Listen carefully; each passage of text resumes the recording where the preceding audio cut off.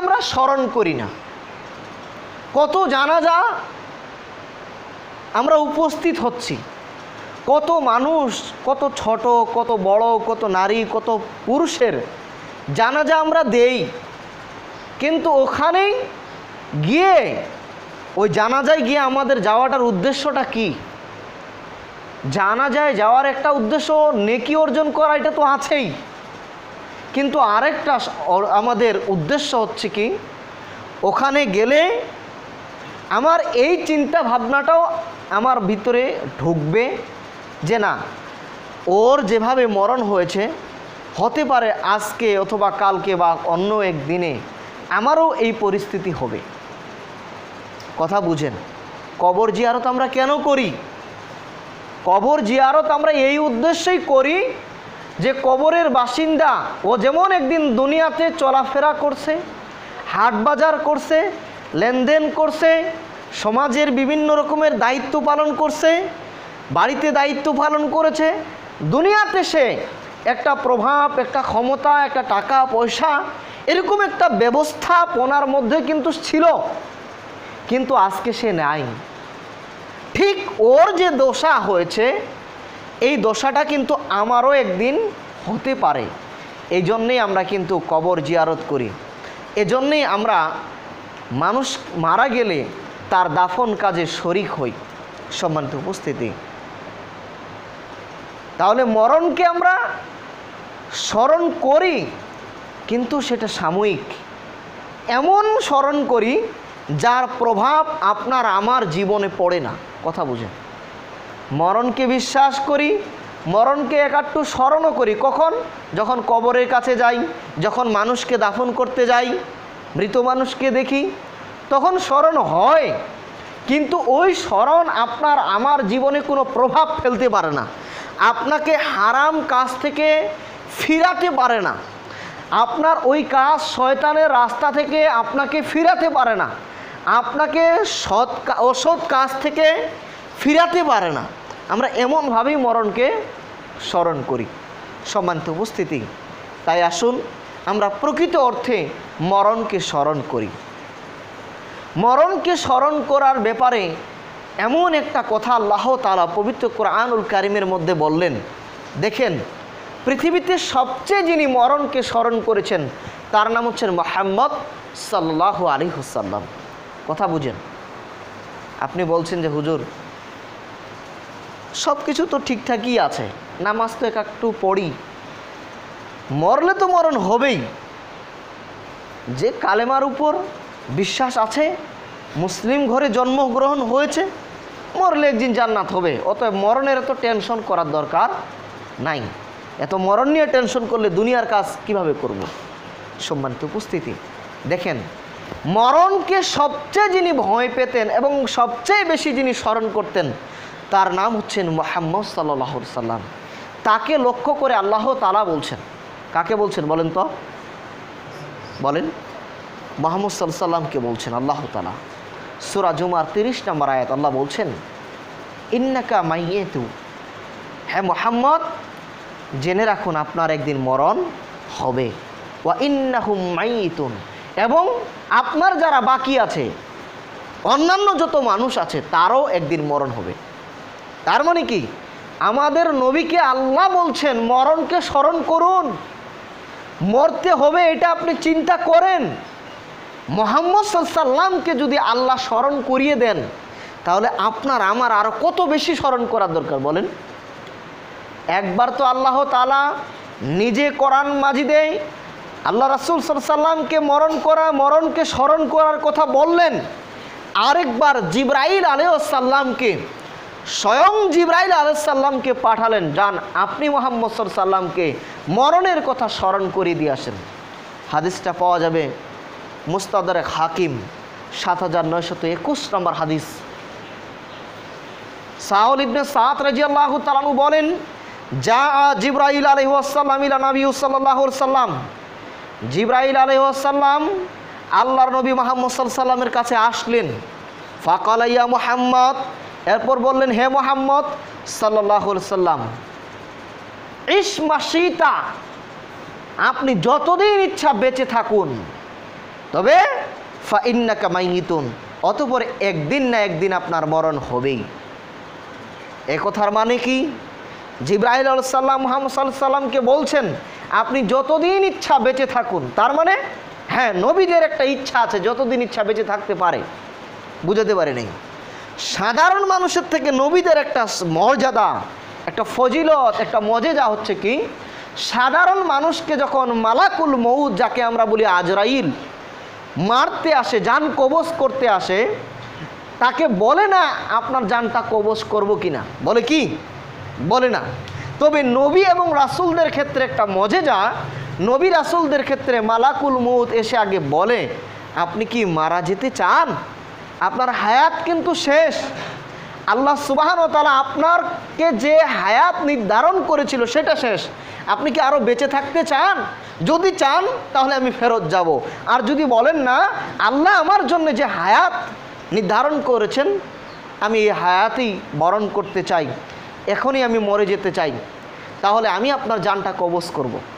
এজন্যই জিবরাইল আলাইহিস সালাম আমাদের নবীকে বলছেন ইসমা শীতা, হে নবী যতদিন ইচ্ছা বেঁচে থাকতে পারেন, কোনো সমস্যা নাই। ফাইন্নাকা মাইয়িতুন, তবে একদিন আপনাকে মরে যেতে হবেই। মরণ একদিন আপনার হবেই। আমি আপনাকে বুঝাতে পারতেছি না। আমি যেই বিষয়টা আপনাকে বুঝাতে চাচ্ছি, আপনার আমার মরণকে স্মরণ করতে হবে, এটা ঠিক। কিন্তু নবী এত ভালো মানুষ, পৃথিবীতে সবচেয়ে সচেতন, হুঁশিয়ার, ভালো, পরেজগার নবী এবং রাসূলদের মধ্যে, মানুষের মধ্যে তো মধ্যে নবী এবং রাসূলদের মধ্যে হচ্ছেন মুহাম্মদ সাল্লাল্লাহু আলাইহি ওয়াসাল্লাম। তাকে আল্লাহ বললেন একবার মরণকে স্মরণ করো, আবার জিবরাইলকে পাঠালেন এই নবী আপনি মরণকে স্মরণ করুন। তাহলে আপনার আমার মরণকে স্মরণ করার দরকার আছে কি না বলেন? মরণকে স্মরণ করতে হবে, মানুষ যেন ভুলে না যায় মরণের কথা। এজন্য এমনভাবে ইসলাম কিছু বিধান নাজিল করে দিয়েছেন, যেই বিধানগুলো পালন করলে অটোমেটিক মরণের কথা স্মরণ হবে। যেমন একটা দোয়া হচ্ছে কি, আমরা যখন ঘুমাতে যাই, সহিহ বুখারী 6314 নম্বর হাদিস, আমরা বলি কি বলেন তো? আল্লাহুম্মা বিইসমিকা আমুতু আহইয়া, হে আল্লাহ আমি তোমার নামে মরে গেলাম, আবার তোমার নামে জীবিত হব। বলেন তো কি বলছি? ঘুমানোর সময় দোয়া পড়ি না? এই দোয়া কে কে পড়েন বলেন তো? একটু হাতগুলো তুলেন। মোটামুটি সকলেই পড়েন, শরম থাকা করে। আপনাদের সকলকে পড়ার তৌফিক দান করুক। কথাটা বুঝেন। আমরা যখন ঘুমাচ্ছি, যখনই ঘুমাতে যাই, তখনই আমরা কি বলি? আল্লাহুম্মা বিইসমিকা আমুতু আহইয়া, হে আল্লাহ আমি তোমার নামে মরেই গেলাম, আবার তোমার নামেই বাঁচব। কথা বুঝেন? তাহলে ঘুমানোর সময় মরণের কথা স্মরণ হয় কিনা? তবে এইখানে একটা টপিকস আপনার মাথায় আমি ঢুকিয়ে দেই। আমরা মরণের সময়, আপনার ঘুমানোর সময় আল্লাহুম্মা বিইসমিকা আমুতু, হে আল্লাহ তোমার নামেই মরে গেলাম, ওয়াহিয়া আবার তোমার নামেই জাগবো। এইখানে যে বিষয়টা আমি আপনাকে বুঝাতে চাচ্ছিলাম, এই যে ঘুমালেন, যদি ঘুম ভাঙে তবে সকাল, আর যদি না ঘুম ভাঙে তাহলে পরকাল। বুঝাতে পারিনি? ঘুমাইছেন, এই দোয়া পড়ে আপনি ঘুমাইছেন, অথবা দোয়া না পড়েও আপনি ঘুমাইছেন, তাই না? যদি ঘুম ভাঙে তাহলে সকাল, আর যদি ঘুম না ভাঙে তাহলে পরকাল। এক ঠেলায় কিয়ামত। বুঝাতে পারিনি? মানুষ ঘুম মানে কি মরণ। যদি আল্লাহ আপনার ভিতরে আবার আত্মাকে পাঠিয়ে দেন তাহলে আপনার সকাল হবে, দিন দেখতে পাবেন, দুনিয়া দেখতে পাবেন, আর না হলে পরকাল। তাহলে মরণের, আপনার ঘুমানোর সময় মরণের কথা আছে কিনা দেখেন। আবার ঘুম থেকে যদি জাগ না পান, যদি সকাল হয়, কপালে যদি নসিবে যদি সকাল থাকে, ঘুম যদি ভাঙে, তাহলে আবার কি বলছি বলেন তো? আলহামদুলিল্লাহিল্লাযী আহইয়ানা বা'দা আমাতানা ওয়া ইলাইহিন নুশুর। ওই আল্লাহর প্রশংসা, যেই আল্লাহর নামে আমি মৃত্যুবরণ করেছিলাম, এবং যেই আল্লাহ আমাকে এই মৃত্যুবরণ করার পর আবার জাগরিত করেছেন, এবং তার দিকে আমাদেরকে পুনরুত্থান হবে। বুঝাতে পারিনি? মরে গেছিলেন কার নামে? আল্লাহর নামে। এখন আল্লাহর কাছে প্রশংসা করছেন, আল্লাহর প্রশংসা করি যেই আল্লাহ আমাকে মৃত্যু থেকে আবার জীবন দিয়েছে। তার মানে কি, যদি না ঘুম ভাঙতো তাহলে তো পরকাল। ঘুম ভাঙিয়ে আপনাকে জীবন দিয়েছে কি না? দিয়েছে। যেহেতু ঘুম দিয়েছে, এই জন্য আল্লাহর প্রশংসা করছে, আল্লাহ তুমি আমাকে মরণ থেকে আবার জীবিত করেছো, আল্লাহ তোমার আমি প্রশংসা করি, আলহামদুলিল্লাহ। কথা বুঝেন? তাহলে এখানেও মরণকে স্মরণ করার কথা আছে কিনা? শুধু তাই নয়, আমরা সকালবেলা একটা দোয়া পড়ি, অনেকে পড়ি না, তবে দোয়াটা হচ্ছে এই, আল্লাহুম্মা বিইসমিকা আমসাইনা ওয়াসবাহনা, আল্লাহ তোমার নামে সন্ধ্যা করেছিলাম, তোমার নামে আবার সকাল করলাম, ওয়া নাহইয়া ওয়া বিকা নাহইয়া, তোমার নামে আমরা জীবিত হয়েছি, ওয়া নামুতু, তোমার নামে আবার মারা যাব, ওয়া ইলাইকুন নুশুর, তোমার দিকে আমাদের পুনরুত্থান। আবার যখন সকাল হয় তখন আবার বলি কি, আবার যখন সন্ধ্যা হয় তখন আমরা বলি আল্লাহুম্মা বিকা আমসাইনা ওয়া বিকা আসবাহনা, আল্লাহ তোমার নামেই সকাল করেছি, তোমার নামে সন্ধ্যা করেছি, ওয়া বিকা নাহইয়া, তোমার নামে জীবিত হয়েছি, ওয়া বিকা নুহমুতু, আল্লাহ তোমার নামে আমরা জীবিত হয়েছি, ওয়া ইলাইকাল মাসির, তোমার দিকে আমাদেরকে ফিরে যেতে হবে। তাহলে সকাল সন্ধ্যা এই দোয়াকে সেট করে দিয়েছেন। কিসের দোয়া? আল্লাহ তোমার নামে জীবিত হই, তোমার নামে মরি। জীবন মরণের স্মরণ এখানে আছে কিনা? মৃত্যুকে স্মরণের কথা এখানে আছে কিনা? আবার সকাল আপনার যখন ঘুমাতে যাবেন তখন মরণকে স্মরণের কথা আছে কিনা? আবার ঘুম থেকে জেগে উঠেছেন তখন আবার মরণকে স্মরণের কথা আছে কিনা? আছে। তাহলে মরণকে আমরা যেন ভুলে না যাই, এই জন্য এমন এমন কিছু দোয়া, এমন এমন কিছু জিকির আমার জীবনে আল্লাহ তাআলা সেট করে দিয়েছেন। কারণ আমার কাছে যে বান্দা ফিরে আসতে হবে, এই কথা যেন বান্দা কোনো ক্রমে ভুলে না যায়। বুঝতে পারেনি? তাহলে মরণকে স্মরণ করতে হবে। মরণকে স্মরণ এইভাবেই করতে হবে যেভাবে আল্লাহ রাসূল সাল্লাল্লাহু আলাইহি ওয়াসাল্লাম বলছেন। মিশকাতুল মাসাবির 5044 নম্বর হাদিস, মিশকাতুল মাসাবির 5044 নম্বর হাদিস। আব্দুল্লাহ ইবনে উমরকে লক্ষ্য করে আল্লাহ রাসূল সাল্লাল্লাহু আলাইহি ওয়াসাল্লাম বলছেন, আব্দুল্লাহ ইবনে উমর, কুন ফিদ দুনিয়া কাআন্নাকা গারিব, তুমি দুনিয়াতে বসবাস করো যেন তুমি অপরিচিত মানুষ। মানুষ তোমাকে চিনে না, তোমার কোনো পরিচিতি নাই, তোমার কোনো নাম সুনাম নাই, মানুষ তোমাকে যেন চিনে না, এরকমভাবে বসবাস করো। যদি পরিচিতি বেড়ে যায় তাহলে সমস্যা হবে। আমরা উল্টা হয়ে গেছি, পরিচিতি বাড়ানোর জন্যে ছবি তুলে তুলে তুলে তুলে প্রত্যেকটা গাছের আগালে আগালে, ডালে ডালে, মোড়ে মোড়ে, রাস্তায় রাস্তায় দিয়ে দিয়েছে। নেতাই একটা হলাম না, তাই আমার ছবি প্রত্যেকটা গাছের ওয়ালে। বুঝাতে পারিনি? মানে এখন আমাকে চিনে না, আমি এমন বড় নেতা, আমি কুলুঘাটে বাস করি, আমি ওই যে শিমুলির মোড়ে গিয়ে দুটা কথা বলতে পারবো না। আবার শিমুলের মোড়ে এমন বড় নেতা, ও কুলুঘাটে এসে দুটা কথা বলতে পারবে না, অথচ ওর এমন দাপট, পুরা এলাকা ধরে তার ছবি। আবার এমন দাপট, তার দাপটে নাকি দুটা কথা বলাও যায় না, অথচ একে পাশের গ্রামে দাম দেয় না। মানে এমন নেতাই হয়েছি, কুলুঘাটের নেতা শিমুলের মোড়েতে আপনার দাম পায় না, শিমুলের মোড়ের নেতা কুলুঘাটে দাম পায় না, অথচ কারো দাপটে ওই এলাকার মানুষ থাকতে পারে না। বুঝাতে পারলাম না? কুকুর দেখছেন, কুকুরের স্বভাবটা হচ্ছে এরকম যে কি, এই ওর গায়ে, ওর এলাকায় যদি কোনো কুকুর আসে ঘেউ ঘেউ করে, অথচ এই কুকুর যখন আরেক গায়ে দিয়ে যায় তখন কিন্তু লক্ষ্য করে আরেক কুকুর আছে কিনা। কেন? আমার তো এই এলাকায় কোনো ক্ষমতা নাই, দলবল নাই, এখন যদি আমি বেশি পাঞ্জা নেই তাহলে আর 10টা ধরে আমার ঘাটটা টপকাই দিবে। এই জন্য কিন্তু কুকুর কি করে, আরেক গায়ে দিয়ে গেলে একবারই ভদ্র, নম্র, বিনয়ী, ওর মাত্র ভদ্র মানুষই নেই, একেবারে জেন্টেল, একেবারে ভদ্র। তো আমাদের অবস্থাগুলো হয়ে গেছে এই যে আমি এত বড় নেতা হয়ে গেলাম, পাশের গ্রামে আমার কোনো ক্ষমতা নেই, চিনে না, জানেও না, অথচ তার দাপটে কথায় নাকি বলা যায় না। সম্মানিত উপস্থিতি, বলছিল আল্লাহ রাসূল সাল্লাল্লাহু আলাইহি ওয়াসাল্লাম, দেখো আব্দুল্লাহ ইবনে উমর, এত পরিচিতি বাড়িও না। আর আমরা উল্টা পরিচিতি বাড়ানোর জন্য টাকা খরচ করে করে প্রত্যেকটা মোড়ে মোড়ে, গাছের আগালে ছবি দিয়ে দিয়েছি। গাছে তো থাকে বানর, আপনি গেলেন কেন?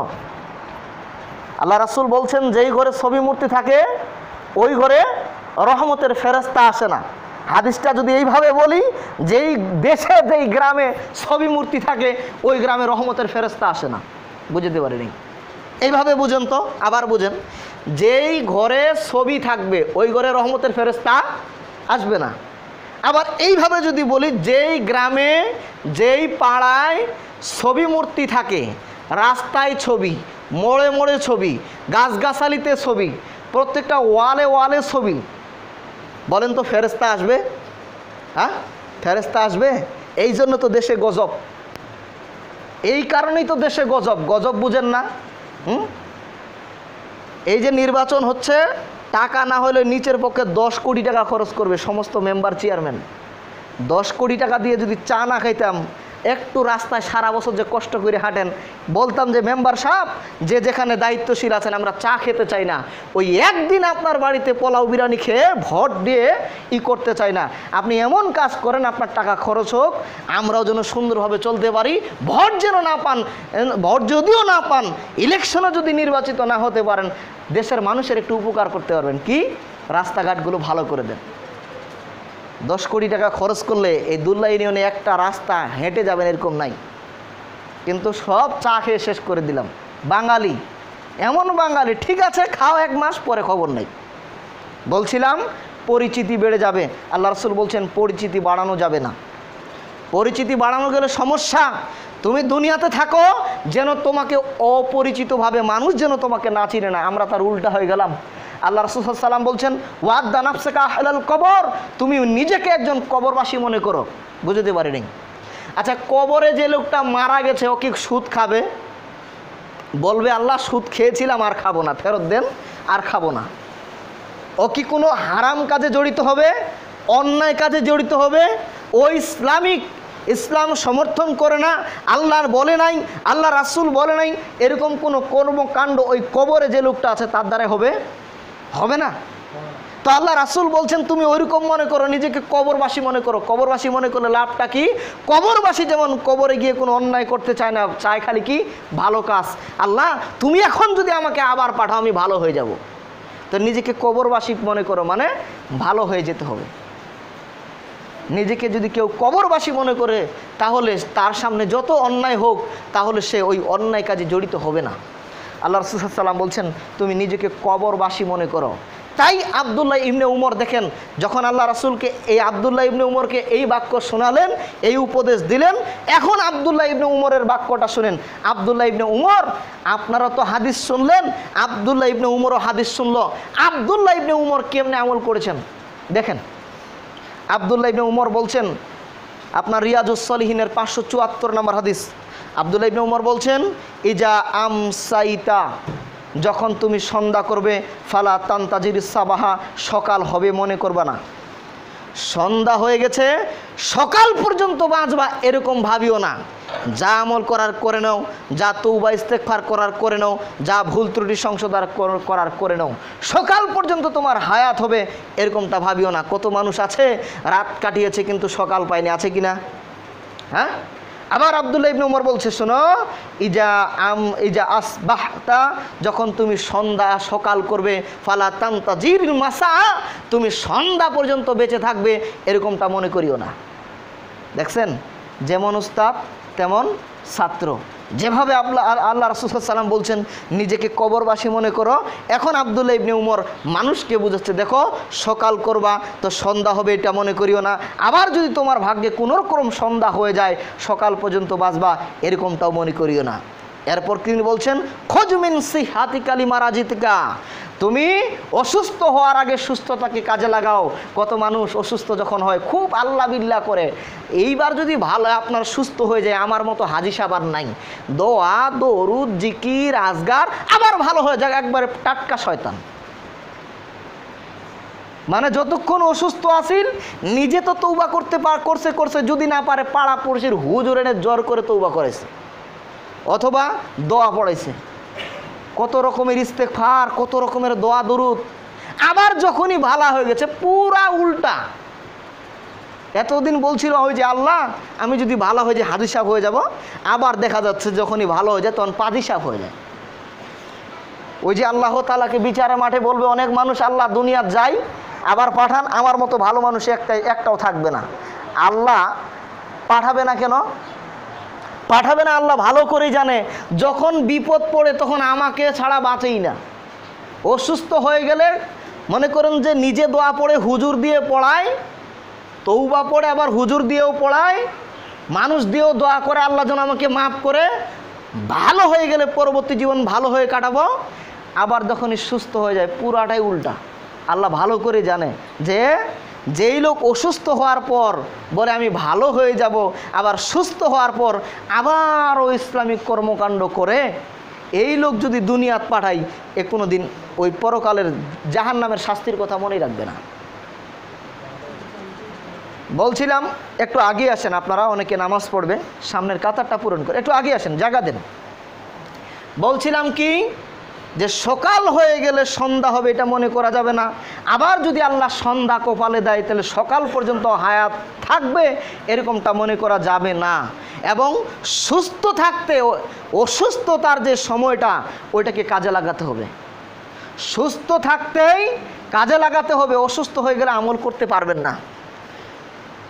অনেক মানুষ বলছে নামাজ পড়েন না কেন? কই বাবা ঠিক মতো রুকু করতে পারে না, ঠিক মতো সেজদা করতে পারি না, পা বাঁকা হয় না, হাত ঠিক মতো উঠে না, আপনার রুকু থেকে উঠতে পারি না, থেকে উঠতে পারি না।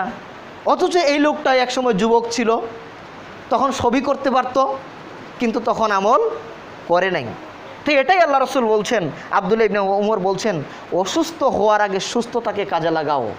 ওয়ালিল হায়াতিকালি মাউতিকা, মরণ আসার আগে এই জীবনকে কাজে লাগাও। মরণ হওয়ার পর বলবেন মালাকের, আপনার মালাকুল মউতকে যদি ফেরত দেন ভালো হয়ে যাব, তার থেকে এখন আপনি বেঁচে আছেন এখনই আপনি ভালো হয়ে যান। বুঝতে পারিনি? মরলে তো আপনি বলবেন যে ভালো হয়ে যাব, তো এখন তো বেঁচে আছেন, তো এখন ভালো হন।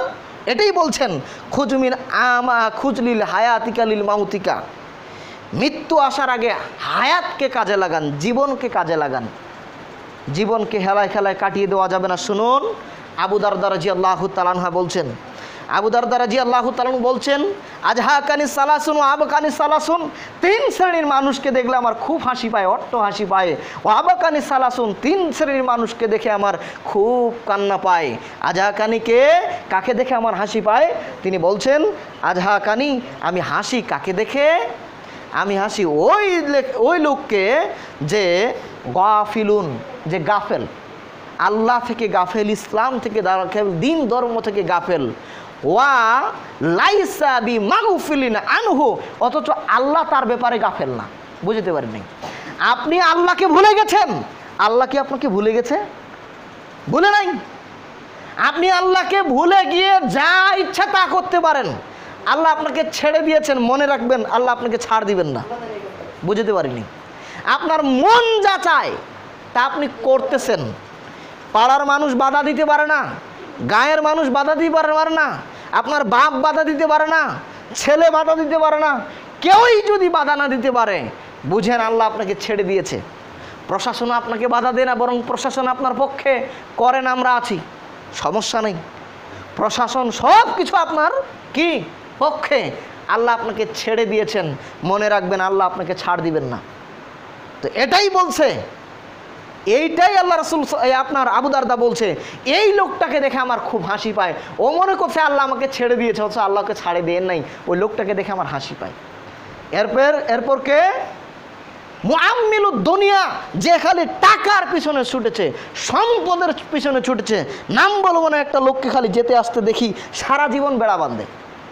আরে যাইতেও দেখি বেড়া বাঁধছে, আসতেও দেখি বেড়া বাঁধছে। মসজিদে লোকটাকে দেখলাম না, সারা জীবন দেখি খালি বেড়াই বাঁধতেছে, সারা দেখুন জীবন খালি খেতে, মানে শরীর থেকে মনে কাদা কোনোদিন ধুয়েও যায় না, এই কাদা নিয়েই মনে ঘুমায়, এই কাদা নিয়েই মনে ঘুম থেকে উঠে। এই লোকটা কি? মুআম্মিলুদ দুনিয়া, টাকার পিছনে, সম্পদের পিছনে, আপনার জমির পিছনে, অর্থ সম্পদের পিছনে, দুনিয়ার পিছনে ছুটেছে, অর্থ ক্ষমতার পিছনে ছুটেছে। কি হয়ে হোক ক্ষমতা অর্জন করতেই হবে, মুআম্মিলুদ দুনিয়া ও দুনিয়ার পিছনে ছুটেছে। অথচ আল্লাহ তাআলা, আল্লাহ রাসূল সাল্লাল্লাহু আলাইহি ওয়াসাল্লাম বলছেন, ওয়া ইয়াতলুবুল মাউতা, মৃত্যু তাকে খুঁজে বেড়াচ্ছে। বুঝতে পারিনি? মৃত্যুকে খুঁজে বেড়াচ্ছে আর ও দুনিয়া খুঁজতেছে। একে দেখে আল্লাহ, তিনি বলছেন আবু দারদা, আমি খুব হাসি পাই। আরেকটা লোককে দেখে আমার খুব হাসি পায়। কে? আজহাকানি কাসিরান, যে বেশি হাসে। ওয়া লা আদরি আরজা আল্লাহু আম আসখাতাহু, অথচ ও জানে না আল্লাহ তার উপর রাগান্বিত না আল্লাহ তার উপর খুশি। বুঝতে পারেনি? মাঝে মাঝে কিছু লোক খুব হাসে, হাসি ঠাট্টা কৌতুক কোলাহল করে জীবন কাটিয়ে দিচ্ছে, অথচ ও জানে না আল্লাহ তার উপর খুশি না বেজার। তাহলে ও হাসতেছে কেন?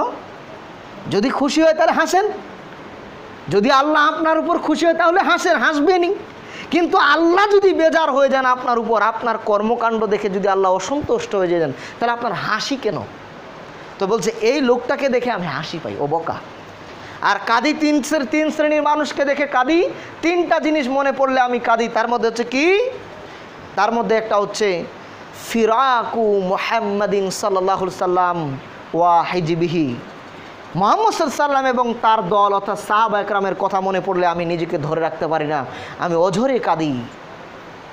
নাম্বার 2, মিন গরাতিল মাউত, মৃত্যুর যে একটা যন্ত্রণা, মৃত্যুর যে একটা শাস্তি, মরণের সময় যে মানুষের একটা যন্ত্রণা হবে, কষ্ট হবে, ওই কষ্টের কথা আমার যদি মনে পড়ে তাহলে আমার খুব কান্না আসে।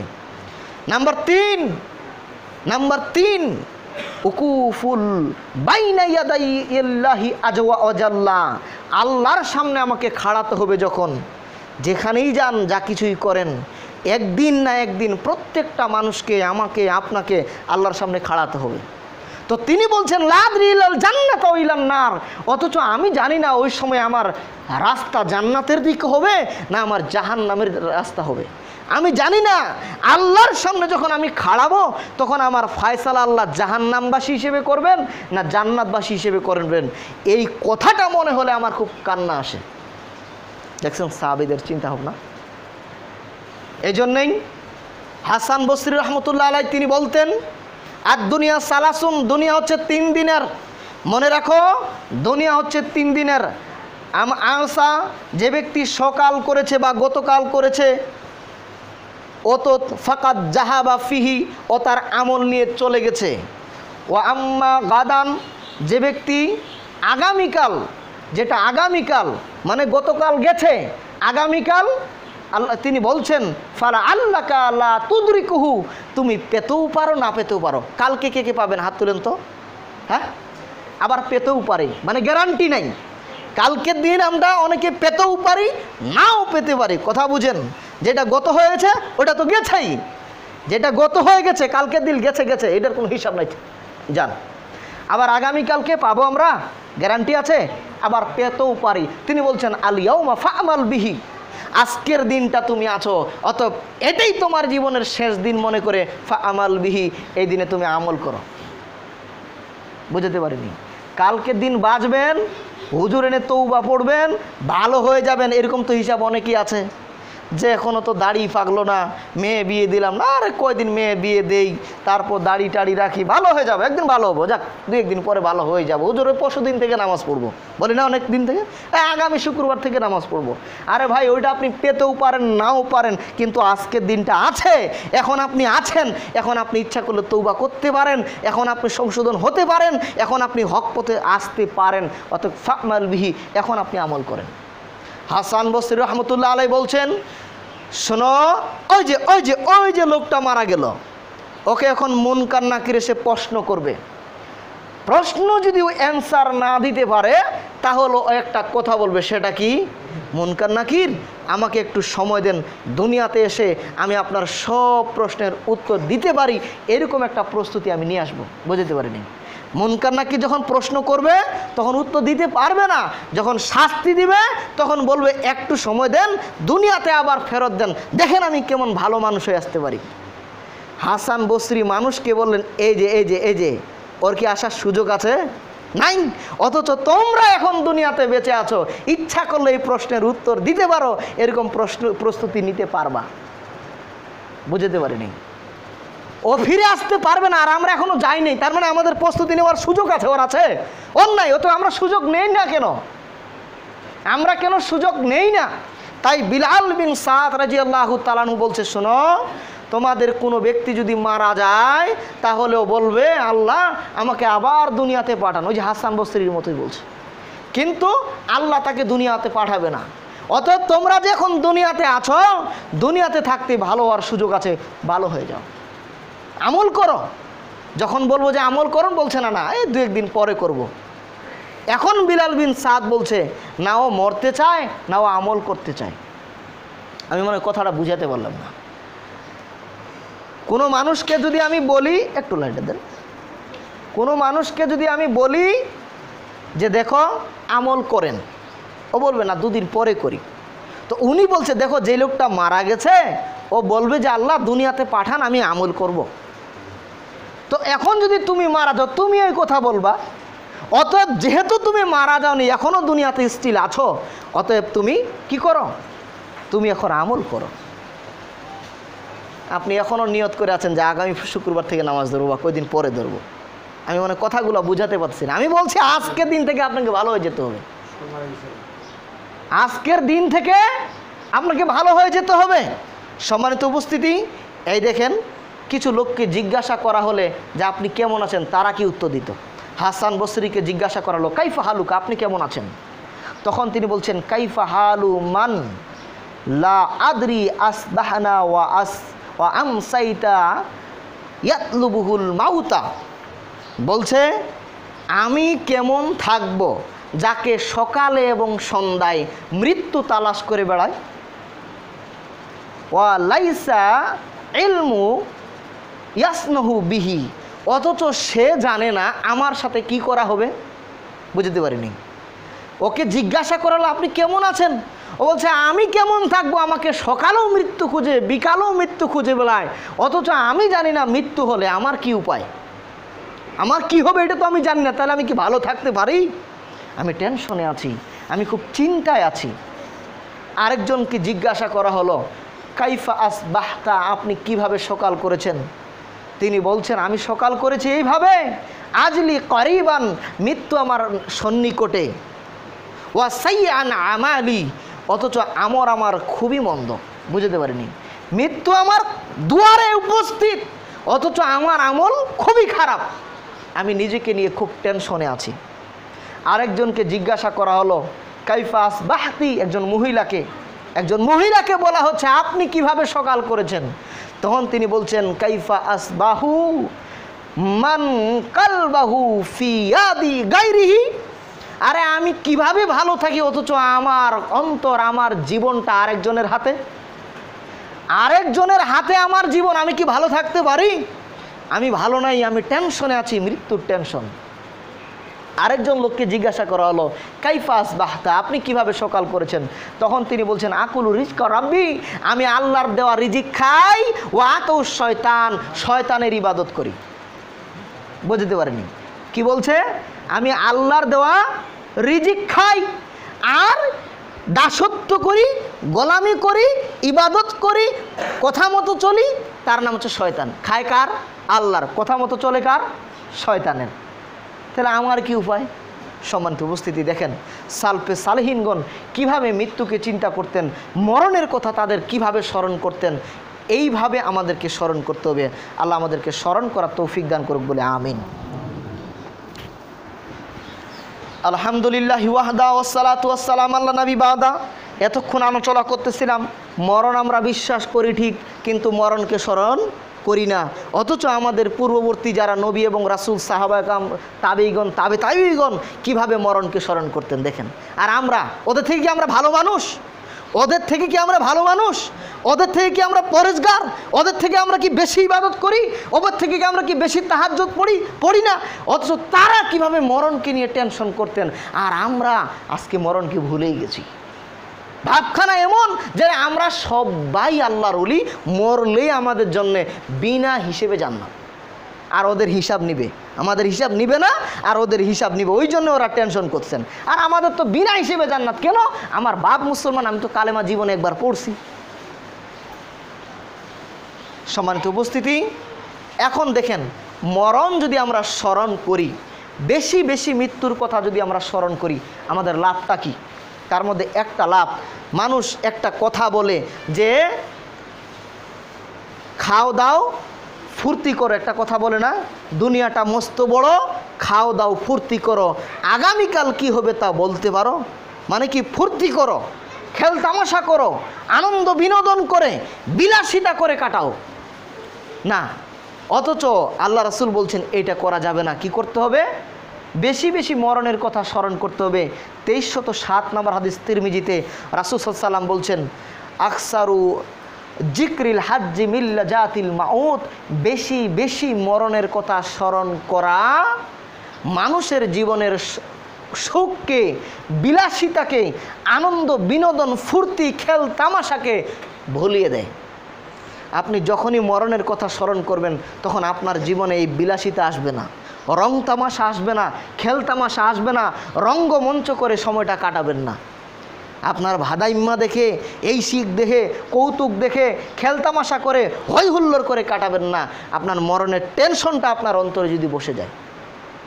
এই জন্যই প্রখ্যাত তাবি মুতাররিব বিন আবদুল্লাহ তিনি বলছেন, মানুষ যদি বেশি বেশি মরণের কথা স্মরণ করে, ও যদি কোটি টাকার মানুষ মালিকও হয়, তবুও তার জীবনে সুখ, স্বাচ্ছন্দ্যতা, বিলাসিতা আসবে না কোনোদিন। একটা জিনিস মনে রাখবেন, যখনই আপনার মধ্যে বিলাসিতা ঢুকেছে তখনই আপনি মরণকে ভুলে গেছেন, দুনিয়ার দিকে আকৃষ্ট হয়ে গেছেন। আর মরণের কথা যদি আপনি স্মরণ করেন তাহলে বিলাসিতা হবে না, পাপ কম হবে। বুঝতে পারেন নাই? বিলাসিতা কি? খাচ্ছি ভালো, তাও মনে করেন যে টাকাও আছে, তাই মনে করেন যে আজকে এক কাপড়, কাল তারপর দিন এক কাপড়। এক লোক নাকি শুনলাম পানি খায়, এক বোতল পানি খায়, এক বোতল পানির দাম নাকি কয়েক লক্ষ টাকা। শুনেছেন না অনেকে?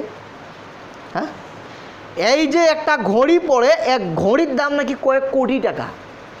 একটা জুতা পরে, এক জুতার দাম নাকি বলে কয়েক কোটি টাকা। ও কি করছে তাহলে? বিলাসিতা করছে। মরণের কথা স্মরণ আছে? আবার নাকি স্বর্ণের জামা, বাংলাদেশেরই মুসা বিন কি জানি নাম, বাংলাদেশের সবচেয়ে বেশি ধনী, কিছুদিন আগে তাকে অ্যারেস্ট করছে, তার টাকার হিসাব নেবে। ঘড়ি স্বর্ণের, জুতা স্বর্ণের, পোশাক পর্যন্ত স্বর্ণের বানিয়ে ফেলছে। তাহলে কি করছে? বিলাসিতায় পড়ে গেছে, মরণের কথা স্মরণ নাই। যেখানে একটা আংটি আল্লাহ রাসূল পড়তে নিষেধ করেছেন পুরুষকে, কথা বুঝেন, একটা আংটি পুরুষ স্বর্ণের আংটি পড়তে পারবে না, ও স্বর্ণের ঘড়ি, ও স্বর্ণের রুমাল, স্বর্ণের পোশাক, স্বর্ণের জুতা, সব স্বর্ণের। বিলাসিতা। তাহলে বিলাসিতা হয়েছে কেন? ও মরণকে স্মরণ করেনি এই জন্যে। কিন্তু যদি আপনি মরণকে স্মরণ করতেন তাহলে আপনার জীবনে কোনো দিন বিলাসিতা আসতো না। শুনুন, মরণকে বেশি বেশি স্মরণ করবেন, তার আরেকটা কারণ, অল্পতে আপনি সন্তুষ্ট হতে পারবেন। অল্পতে সন্তুষ্ট হওয়ার সুখ কি জানেন? অনেক মানুষ কোটি টাকা পেয়েও তার সুখ নাই। কেন? অচিন্তায় আছে বাংলাদেশের এক নাম্বার কোম্পানির, মনে করেন যে কোম্পানির যে যতগুলা গ্রুপ আছে, আমাকে এক নাম্বার গ্রুপ হইতে হবে। অতএব ওর যদি 10টা মিল থাকে, আমার 10টা করতে, আরও একটা বেশি করতে হবে, তাইলে আমার আর একটা হবে। তো যতক্ষণ পর্যন্ত একজনের আছে 10টা, ও করতে চাচ্ছে 11টা, তো 11টা না করা পর্যন্ত তার কি সুখ আছে? হ্যাঁ, সুখ নাই। কিন্তু যদি আপনি বেশি বেশি মরণের কথা স্মরণ করেন, উমর ইবনে আব্দুল আজিজ রহমতুল্লাহ আলাইহি বলছে, দেখো একজনকে চিঠি লিখছে, বলছে তুমি বেশি বেশি মরণকে স্মরণ করো। কেন? তুমি যদি বেশি বেশি মরণকে স্মরণ করো তাহলে অল্পতেই তুমি সন্তুষ্ট হয়ে যাবা। বুঝাতে পারিনি আমি কথাটা। অন্যের জিনিস দেখে অনেকের মানুষ, অনেক আছে যে লোভ লাগে, কষ্ট পায়। আরে আমি সাইকেলে চলে যাচ্ছি, আরেকজনে কি করতেছে, যে পায়ে হেঁটে যাচ্ছে, ও মনে করছে একটা লোক সাইকেল চলে যাচ্ছে রে, ওর মতো যদি একটা সাইকেল থাকতো, তাহলে এ যখন হাঁটতেছে ওর কি কষ্ট হচ্ছে না? বুঝতে পারেনি। আমি হাঁটতেছি, আপনি কিসে যাচ্ছেন? সাইকেলে। তো আমি ভাবতেছি আমার যদি একটা সাইকেল থাকতো রে, আমি ওর মতো তাড়াতাড়ি যেতে পারতাম। তো এখন যে আমি হাঁটতেছি, আমার কষ্টটা এখন বেশি লাগবে। বুঝতে পারেনি? কষ্টটা কি লাগবে? বেশি লাগবে। আবার যে সাইকেলওয়ালা, ও একটা মোটর সাইকেলকে দেখে চিন্তা করছে, আমার যদি একটা মোটর সাইকেল থাকতো রে, আমার এই কষ্ট করে পেট্রোল দেওয়া লাগতো না। এখন যা পেট্রোল দিচ্ছে কষ্ট হচ্ছে না। যদি এই লোকটা না করতো তাহলে কিন্তু ওর কষ্ট লাগতো না। আল্লাহ আমাকে যা দিয়েছে তাই। একটা লোক তো পায়ে হেঁটে যাচ্ছে, তার থেকে আমি সাইকেলে যাচ্ছি, আমার আরও বেশি সুখ। আমি বুঝাতে পারতেছি না। যে মোটর সাইকেলে আছে ও চিন্তা করছে, আরে লোকটা প্রাইভেট কার দিয়ে যাচ্ছে রে, আমার যদি একটা প্রাইভেট কার থাকতো। তো ও এখন মোটর সাইকেলে যাচ্ছে, ওর কিন্তু কষ্ট হচ্ছে। এই জন্যে উপর লেভেলে না তাকিয়ে যদি নিচ লেভেলে তাকাই, পায়ের লোকটা, যে লোকটা পায়ে হেঁটে যাচ্ছে, ও যদি তাকাইতো, আরে অনেকের তো পায়েই নাই, আমার তো 2টা পা আছে, আমি তো চলতে পারতেছি, সুখ, অল্পতে সন্তুষ্ট। আবার যে লোকটা সাইকেলে যাচ্ছে, ও যদি চিন্তা করতো আরে ওই লোকটা পায়ে হেঁটে যাচ্ছে আর আমি তো সাইকেলে আছি, অন্তরে কিন্তু শান্তি একটা সুখ আসতো। আবার ওই মোটর সাইকেলওয়ালা যদি ভাবতো আরে ওই লোকটা তো সাইকেলে যাচ্ছে, কিসের আমি বাসের দিকে তাকাচ্ছি, প্রাইভেটের দিকে তাকাচ্ছি, ওর থেকে তো আমি ভালো আছি। তাহলে কি নিচে তাকালে, মরণের কথা স্মরণ করলে যে পুরা পৃথিবীর না মালিক হয়ে গেলাম আমি। ধরেন পুরা পৃথিবীর যদি মালিক হয়ে যাই, লাভ কি? সবটাই রেখে চলে যেতে হবে। সুখ আসলো না? আমি বুঝাতে পারিনি। একটা লোকের, আপনি ধরেন ফকির, একেবারেই ফকির, আপনি চিন্তা করছেন কত মানুষের কত সম্পদ রে, আমি ফকির। কথা বুঝেন, অন্তরে কষ্ট আসছে না? এখন আপনি এটা বলেন, আপনিও ফকির, খালি হাতে যাবেন, পুরা পৃথিবীর যিনি রাজা, পুরা পৃথিবীর মালিক যদি একজন হয়, ও খালি হাতে যাবে। এই চিন্তাটা যদি আপনার থাকে তাহলে আপনার কি সুখ আসবে না? এই জন্যই বলতেছি, মরণের কথা যদি আমরা বেশি বেশি স্মরণ করি তাহলে অল্পতে আমরা সন্তুষ্ট হতে পারবো। আর যদি মরণের কথা না স্মরণ করি, আমার এইটা লাগবে সেইটা লাগবে, একতলা আছে দুইতলা করতে হবে, টিন সেট আছে বিল্ডিং করতে হবে, সাইকেলে যাই মোটর সাইকেল কিনতে হবে, মোটর সাইকেল আছে এই করতে হবে, মানে অন্তরের সুখটা আসবে না। নাম্বার 3, যদি আপনি বেশি বেশি মরণের কথা স্মরণ করেন, আপনার জীবনে যত বালা মুসিবত, অসুখ বিসুখ, দুঃখ দুর্দশা যাই আসুক না কেন, আপনার কোনো কিছুই মরণ হবে না, আপনার কোনো কিছুই কষ্ট হবে না। যত বড় বিপদে থাকুন, আপনি যদি মনে করেন যে যাক বিপদ মরে গেলেই কাটে গেল, এরপর তো আর বিপদ নাই, বুঝতে পারেনি, আপনি এইটা মনে করেন তো যত বড়ই বিপদ হোক, যদি আমি মরে যাই চোখ দুটা বন্ধ করব, আর কোনো বিপদ নেই, এই বালা মুসিবত আপনার জন্য হালকা হয়ে যাবে। আর যদি আপনি মরণের কথা না শেষ করেন, আল্লাহ কখন মরণ দিবে আর কখন মরবো, এতদিন আমি কিভাবে এই কষ্টটা এই অসুখটা নিয়ে বেড়াবো, মনে আছে না? অনেকে আছে কি না এই চিন্তা করে? সম্মানিত উপস্থিতি, এই জন্য মরণের কথা যদি আমরা স্মরণ করি, আমাদের বালা মুসিবত দূর হয়ে যাবে। মরণের কথা যদি আমরা স্মরণ করি তাহলে দাহাক রহমতুল্লাহ আলাইহি বলছেন, যে ব্যক্তি মরণের কথা বেশি বেশি স্মরণ করবে তার 3টা জিনিস হবে। তার একটা আগে বলছি, এখন 2টা বলি। তার মধ্যে 1, দ্রুত সে তৌবা করতে পারবে। কি করতে পারবে? তৌবা।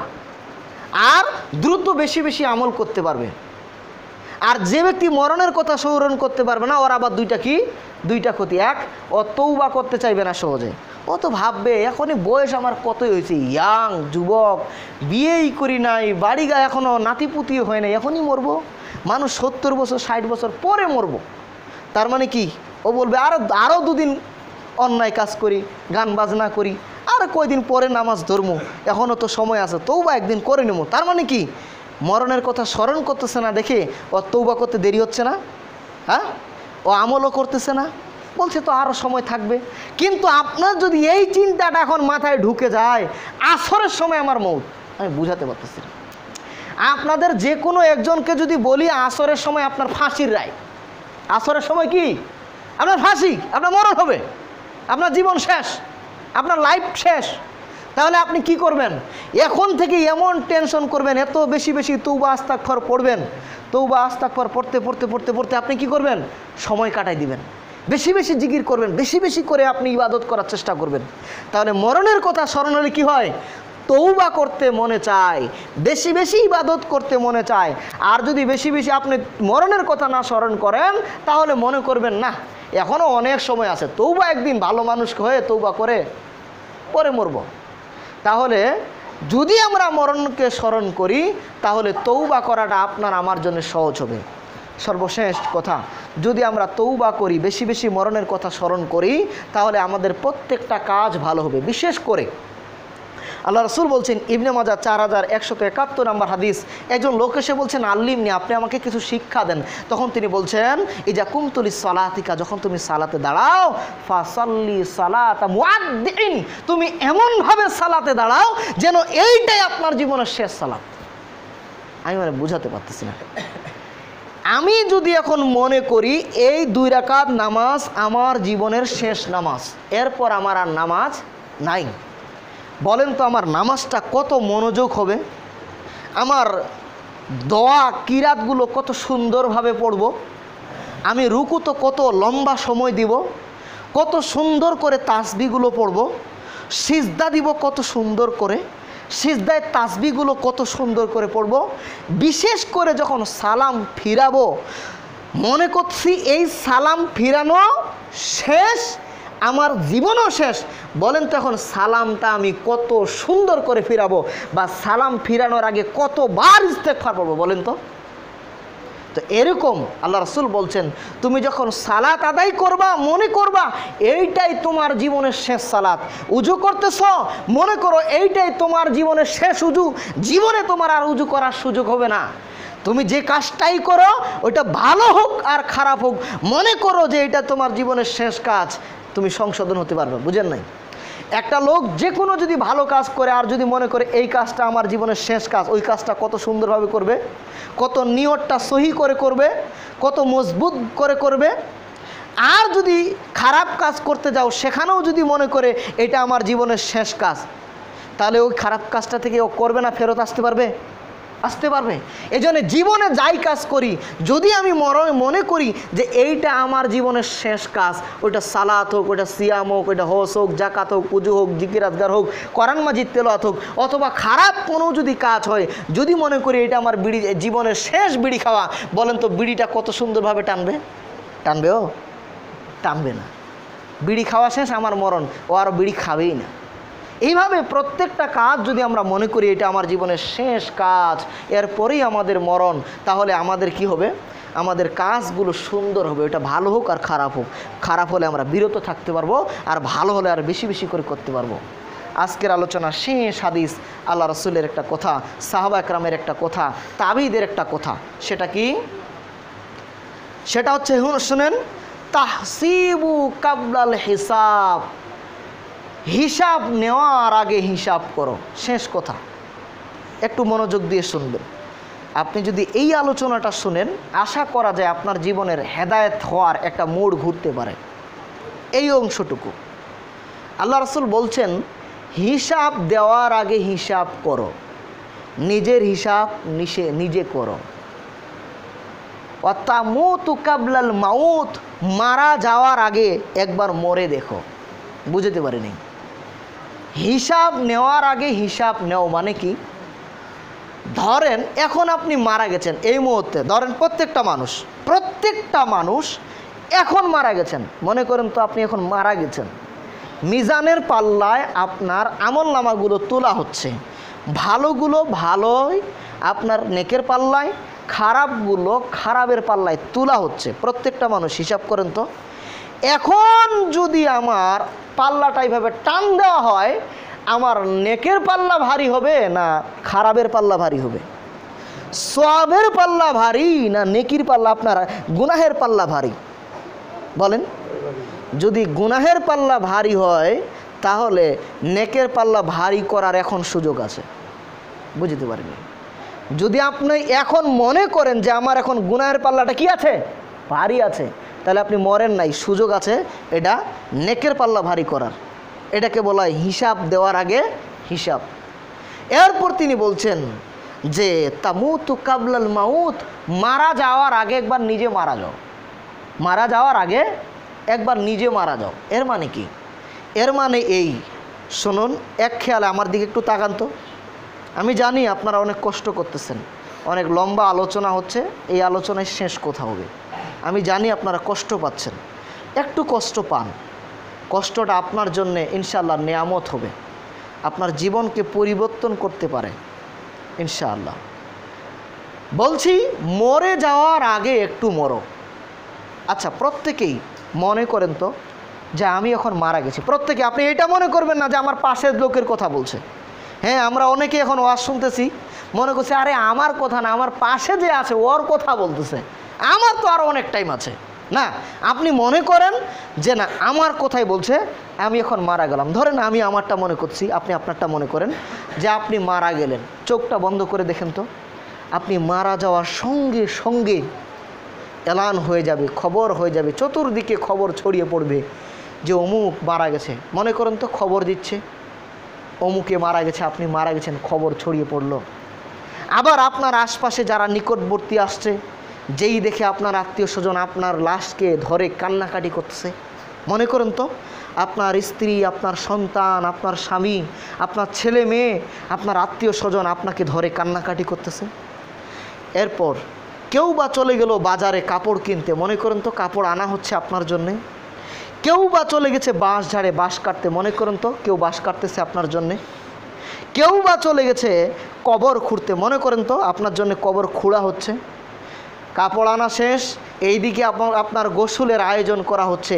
মনে করেন আপনি এখন খাটের উপর আপনাকে সুন্দর করে উজু করিয়ে গোসল করা হচ্ছে, এরপর কাপড় এনে আপনাকে কাপড় পরানো হলো। একটা সময় চলে আসছে জানাজার যে নির্দিষ্ট সময়, সেই সময়টা চলে আসছে। এখন আপনাকে বাড়ি থেকে বাইর হচ্ছে, যখনই আপনাকে বাড়ি থেকে বাইর হয়ে খাটে তুলছে, আপনার আত্মীয় স্বজনের কান্নার কোলাহল আরও বেড়ে গেল। মনে করেন তো খুব কান্না আরও বেড়ে গেল। চিরদিনের জন্য যেই বাড়িতে আপনি 10 বছর 20 বছর 30 বছর 40 বছর 50 60 100 বছর কাটিয়েছেন, সারাটা জীবন যে বাড়ি থেকে কাটিয়ে গেছেন, এই বাড়ি থেকে আপনি বিদায় নিয়ে চলে যাচ্ছেন। আত্মীয় স্বজন আপনাকে দেখে আরও কান্না করছে, বেশি বেশি চিৎকার করছে। মানুষ আপনাকে খাটের মধ্যে নিয়ে গেল, একটা মাঠে নিয়ে নির্দিষ্ট স্থানে রেখে আপনার জন্য জানাজার উপস্থিত। পাড়া থেকে গ্রাম আশপাশ থেকে চতুর্দিকে লোক আসছে আপনার জানাজা পড়ার জন্য। শেষবার আপনার মুখটা খুলে আপনার মুখটা দেখতেছে। মনে করেন মুখ দেখা শেষ, এখন আপনার জন্যে আপনার আত্মীয় স্বজন অথবা ছেলে মেয়ে বলছে, দেখেন আমার বাপ ছিল বা অথবা আমার চাচা ছিল, আমার ভাই ছিল, আমার মা ছিল, দুনিয়াতে অনেক মানুষের সাথে লেনদেন করছে, চলাফেরা করছে, হয়তোবা কথাবার্তায় লেনদেনে কষ্টে কোনো দিন আপনাদের সাথে কোনো দাবি দেওয়া রাখছেন, এটা আপনারা মাফ করে দেন, নাই না? ধরেন এইটাও হচ্ছে। এক পর্যায়ে জানাজা হয়ে গেল। ধরেন আপনি শুয়ে আছেন, আপনি লাশের কবরে, আপনি লাশ এই খাটের উপর লাশ হয়ে আছেন। এখন জানাজা হলো, জানাজা হওয়া শেষ, এরপর কবরে নিয়ে যাচ্ছে, কবরে নামালো। মনে করেন আপনাকে কবরে নামানো হচ্ছে, নামানো শেষ, এরপরে আপনার উপরে কবরের উপর বাঁশ দিয়ে হলো, তারপর চাটাই দেওয়া হলো, এরপর 3 মুষ্টি মাটি দিয়ে এরপর কবরটাকে সমান করে দিয়ে সবাই চলে যাচ্ছে। এখন একটু বেশি করে মনে করেন, এখন আপনি কবরে সবাই আপনাকে রেখে চিরদিনের জন্য চলে গেল, আপনার আত্মীয় স্বজন সবাই চলে আসছে। এখন আপনি কবরে একা। যখনই আপনার পাড়াপড়শি লোকবাসী 40 কদম চলে আসছে, মুনকার নাকির আপনার ধাপ করে ধরে ফেলছে। মুনকার নাকিরের সামনে আপনাকে তোলা হয়েছে, আপনাকে বলা হচ্ছে মান রাব্বুকা, তোমার রবকে। আপনাকে বলা হচ্ছে মা দিনুকা, তোমার দিন কি। আপনাকে বলা হচ্ছে মা নবীউকা, আপনার নবীকে। বলেন তো এই 3টা প্রশ্নের উত্তর আপনি এখন কবরে দিতে পারবেন? যদি দিতে পারেন তাহলে কোনো সমস্যাই নেই। যদি অন্তরে এতটুকু সংকোচতা থাকে না আমি পারবো না, তাহলে আমি আপনাকে বলছি, এই যে মরার আগে মরেছেন, এখন কিন্তু আপনি মরেন নাই। মরছেন, আপনি মরে একটু টেস্ট করে দেখলেন, দেখি মুনকার নাকির পর্যন্ত কি হয়। ওখানে গিয়ে দেখলেন মুনকার নাকির প্রশ্নের উত্তর আমি দিতে পারতেছি না। এখন কি মুনকার নাকিরকে বলবেন না যে দুনিয়াতে পাঠান, আমি ভালো হয়ে যাব? বলবেন কি না? এটাই তো বলবেন। ভাই শোনেন, কেউ কিন্তু মরে যান নাই, আমি আপনাকে কবর থেকে ঘুরিয়ে নিয়ে আসলাম, আপনাকে বুঝাচ্ছিলাম মুনকার নাকিরের কাছে যে সময়টা চাইছিলেন, ওই সময়টা কিন্তু আল্লাহ আপনাকে আমাকে এখন প্রত্যেকে দিছে কি না? আমি আর বুঝাতে পারবো না, আমার এমন কোনো ভাষা নেই যে আপনাকে মরণ বুঝাবো। অতএব আমি আমার যতটুকু জ্ঞান ছিল সর্বশেষ মেধা দিয়ে, জ্ঞান দিয়ে, বুদ্ধি দিয়ে, রাসূল সাল্লাল্লাহু আলাইহি ওয়াসাল্লামের কোরআন এবং হাদিসের ভাষাগুলোর সর্বশেষ একবার সর্বাত্মক চেষ্টা করে আপনাকে আমি বুঝাতে চেয়েছি, মরণ একদিন হবে, মরণকে স্মরণ করুন। এখন আপনি মরেন নাই, আপনি মরে গেলে আপনি ফিরে আসতে চাইবেন, অথচ এখন আপনি পৃথিবীতে আছেন, আপনি চাইলে প্রত্যেকে আমরা ভালো হয়ে যেতে পারি না? অতএব আমরা প্রত্যেকেই যেন ওই কবরের উত্তর দিতে পারি, মুনকার নাকিরের প্রশ্নের উত্তর দিতে পারি, মিজানের পাল্লায় যেন আমাদের নেকের পাল্লা ভারী হয়, সেই জন্য আমরা প্রস্তুতি গ্রহণ করি। আল্লাহ আমাদেরকে প্রস্তুতি গ্রহণ করার তৌফিক দান করুক বলে আমিন। আল্লাহ আমাদেরকে বেশি বেশি করে মরণের কথা স্মরণ করার তৌফিক দান করুক বলে আমিন। আল্লাহ ওই মরণের কথা স্মরণ করে সঠিকভাবে ওই মরণকে কাজে লাগানোর, মরণের স্মরণকে কাজে লাগানোর, জীবনকে পরিবর্তন করার, জীবনের সংশোধন করার তুমি তৌফিক আমাদেরকে দান করো বলে আমিন। আল্লাহ কবরের জিন্দেগিতে যেন আমাদের আফসোস না করতে হয়, জাহান্নামে গিয়ে যেন আমাদের আফসোস না করতে হয়, এই জন্য দুনিয়াকে আল্লাহ কাজে লাগানোর তৌফিক দান করো বলে আমিন। আল্লাহ প্রত্যেকেই তুমি আমাদেরকে ভালো মানুষ হিসেবে কবুল ও মঞ্জুর করে নাও বলে আমিন। আল্লাহ আমাদের অতীতের গুনার জন্য আল্লাহ তোমার কাছে মাফ চাচ্ছি, আল্লাহ তুমি আমাদের গুনাহগুলোকে মাফ করে দাও বলে আমিন। আল্লাহ তুমি আমাদের গুনাহগুলোকে ক্ষমা করে দাও বলে আমিন। আল্লাহ বাকিটা জীবন যেন আমরা সুন্দরভাবে, সুশৃঙ্খলভাবে, সুন্দর সুন্দরভাবে আপনার হালালভাবে সৎভাবে ইমানদারিতার সাথে ইসলামের উপর ইমানের উপর কাটিয়ে যেতে পারি। আল্লাহ সেই তৌফিক তুমি আমাদেরকে দান করো বলে আমিন। আল্লাহ আমাদের যারা অসুস্থ তাদেরকে তুমি সুস্থ করে দাও বলে আমিন। বিশেষ করে আমার নিকটতম একজন আত্মীয়, আমার সুমন্দির স্ত্রী, তো তিনি অনেক অসুস্থ, বাড়িতে খুব কান্নাকাটা হচ্ছে। তার জন্য আপনারা একটু সকলেই তার জন্য একটু অন্তর থেকে দোয়া করবেন যেন আল্লাহ তাকে সুস্থ করে দেন বলে আমিন। আল্লাহ তাকে তুমি শেফায়ে কামেলা